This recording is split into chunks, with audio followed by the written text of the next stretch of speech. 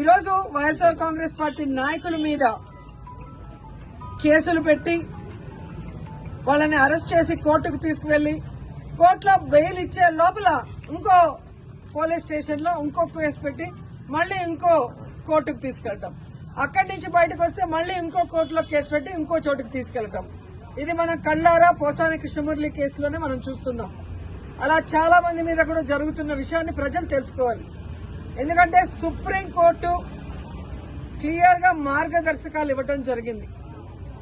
ఒక మనిషిని అరెస్ట్ చేశాక ఒకవేళ ఆ మనిషి మీద వేరే వేరే పోలీస్ స్టేషన్ లో కేసులుంటే వాటన్నిటికీ పీటీ వారెంట్ ఇచ్చి ఒకే చోట విచారణ చేయాలని స్పష్టంగా ఉన్న వాంటెడ్ గా ఈరోజు జిల్లాలకి పోసాన కృష్ణమురళి గారిని వెహికల్లో తీసుకెళ్లి ఎలా హ్యూమిలేట్ చేస్తున్నారు, ఆయన ఆరోగ్య పరిస్థితి బాగాలేకపోయినా ఆయన్ని ఏ విధంగా టార్చర్ పెడుతున్నారో మనం కళ్ళారా చూస్తున్నాం.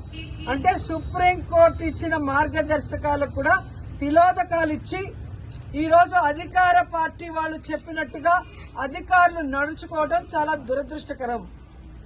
ఈరోజు వాళ్ళకి నేను సూటిగా చెప్తున్నాను, అధికారులకి అధికార పార్టీ చెప్పిందని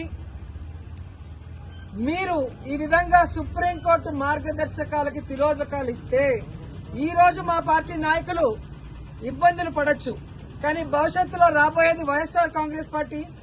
జగన్మోహన్ రెడ్డి గారు ముఖ్యమంత్రి అయిన తర్వాత నిబంధనలకు విరుద్ధంగా పనిచేసిన అధికారులని, మా వాళ్ళని ఎక్కువ రోజులు జైల్లో పెట్టాలని తప్పుడు కేసులు పెట్టి అధికారులని మిస్యూజ్ చేస్తున్న కూటమి ప్రభుత్వ నాయకుల్ని ఎవరిని వదిలిపెట్టము, న్యాయబద్దంగా అందరినీ కూడా శిక్షిస్తామని కూడా వాళ్ళకి ఘంటాపదంగా చెప్తున్నాను.